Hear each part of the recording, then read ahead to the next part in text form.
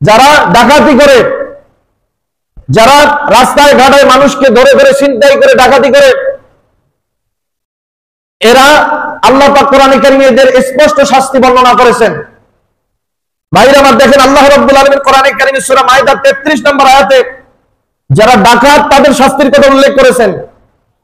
আল্লাহ রাব্বুল আলামিন বলেন, ইন্নামা জাযাউল লাযিনা ইউহারিবুনাল্লাহা ওয়া রাসূলাহু, যারা আল্লাহ এবং রাসূলের বিরুদ্ধে যুদ্ধ ঘোষণা করে, যুদ্ধ করে, তাদের শাস্তি হচ্ছে ওয়া ইয়াসাউনা ফিল আরদি ফাসাদা, এবং যারা পৃথিবীতে ফিতনা ফাসাদ সৃষ্টি করে, এই লোকগুলোর শাস্তি হচ্ছে আইয়াকাত্তালু আয়ুসাল্লাবু আও তুকাত্তা আইদিহিম ওয়া আরজুলুহুম মিন খিলাফিন আও ইউনফাউ মিনাল আরদি, বলে নাউযুবিল্লাহ। আল্লাহ রাব্বুল আলামিন বলেন, যারা ডাকাতি করে, সমাজে যারা ফিতনা সৃষ্টি করে, যারা মানুষের জানমাল লুণ্ঠন করে নেয়, আল্লাহ রাব্বুল আলামিন বলেন তাদের পুরস্কার হচ্ছে, তাদের শাস্তি হচ্ছে যে তাদেরকে হত্যা করা হবে। তাদেরকে কি করা হবে? হত্যা করা হবে। যারা ডাকাত তাদেরকে হত্যা করা হবে।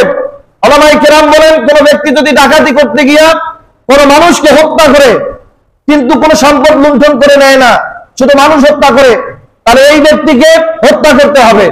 হত্যার বদলায় তাকে হত্যা করতে হবে। এরপরে দেখেন, আল্লাহ পাক বলেন, কোন ব্যক্তি যদি কোন মানুষকে হত্যা করে এবং তার সম্পদ লুণ্ঠন করে নেয়, তাহলে তার শাস্তি হচ্ছে ইউসাল্লাবু, শুলিতে চড়াইয়া তাকে হত্যা করতে হবে, বলি নাউযুবিল্লাহ। শুলিতে চড়াইয়া হত্যা করতে হবে।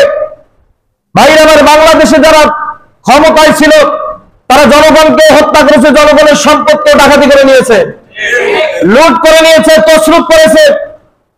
আল্লাহ পাকের বিধান যদি বাংলার জমিনে থাকতো, তাহলে যারা বিগত ক্ষমতায় ছিল, মানুষকে যারা হত্যা করেছে এবং সম্পদ লুণ্ঠন করেছে, এদের প্রত্যেকটাকেই শুলিতে চড়ে হত্যা করা হয়তো। কথা বলেন ঠিক কিনা?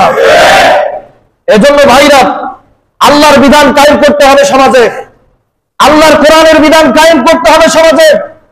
আল্লাহর কোরআনের বিধান সমাজে যদি প্রতিষ্ঠিত থাকতো, একটা চোর আর ডাকাত সমাজে থাকতো না। কথা বলেন ঠিক কিনা?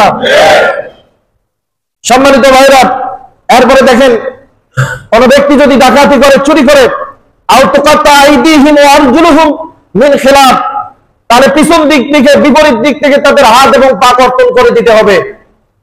কোন ব্যক্তি যদি ডাকাতি করে, পিছন দিক দিয়ে তার হাত কর্তন করে দিতে হবে, পা কর্তন করতে হবে, কেটে ফেলতে হবে।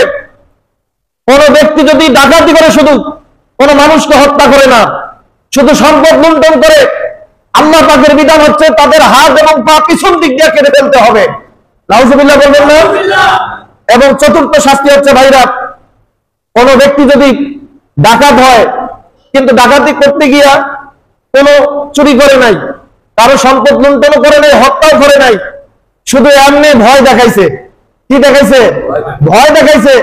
তাহলে এমন ব্যক্তির শাস্তি হচ্ছে, সে আর ওই দেশে থাকতে পারবে না, তাকে নির্বাসিত করতে হবে, তাকে দেশান্তরিত করতে হবে। ভাইরা, এই চারটি হচ্ছে ডাকাতের বিধান। কোন ব্যক্তির ভিতরে যদি এই স্বভাব থাকে, তাহলে তাকে এই আইনের আওতায় এনে এই শাস্তিগুলো কার্যকর করতে হবে। এই বিধানটা বলেন তো কার? আল্লাহর।